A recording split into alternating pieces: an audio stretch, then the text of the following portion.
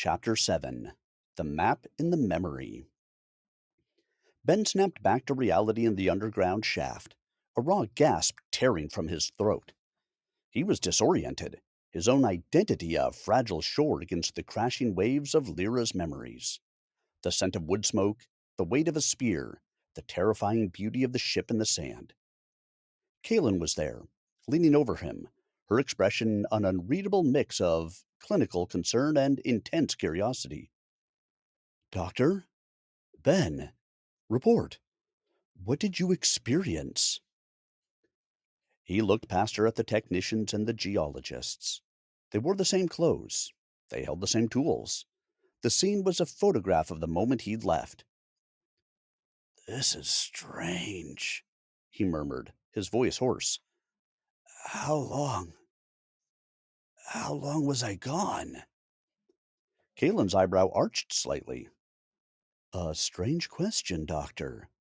We logged the connection time at precisely 11 minutes. 11 minutes. The word was meaningless.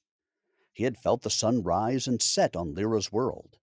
He had felt her fear, her hope, her crushing final revelation. He murmured to himself, the words a jumble of 2 lifetimes. The village, the temple, Lyra's dwelling, the stone. He disregarded Kaelin's patient stare, his attention riveted on a nearby technician's tablet. His hands trembled, but not from any weakness. It was the overwhelming rush of knowledge that seemed beyond belief.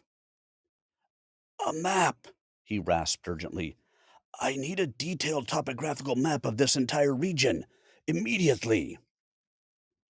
Without hesitating, he grabbed a simple stylus and began to sketch with feverish intensity. His strokes were not the meticulous lines of a cartographer, but the frantic marks of someone who had witnessed something extraordinary. The sun set behind this peak, he murmured, tracing a jagged mountain line from the perspective of someone standing on solid ground. The stream meandered this way. There was a grove of ancient gnarled trees here. He etched a line across the screen. The river. It separated their village from where we stand now, and the vast savanna lay here. He was painstakingly recreating Lyra's world, a world that had disappeared millennia ago, entirely from memory. At first, the geodynamics team was professionally skeptical. Their ground penetrating radar showed nothing but bedrock and sand in the area Ben indicated, 2 kilometers south of the main dig site. It's just empty desert, Doctor, a lead geologist reported to Kaelin. However, upon witnessing the deep, unwavering conviction in Ben's eyes, Kaelin made up her mind. She glanced at her chief of security and then at the geologist. Ignore the radar, she ordered, her voice slicing through the desert air. I want lights and a full excavation team at that spot. Dig exactly where he indicates. Right now.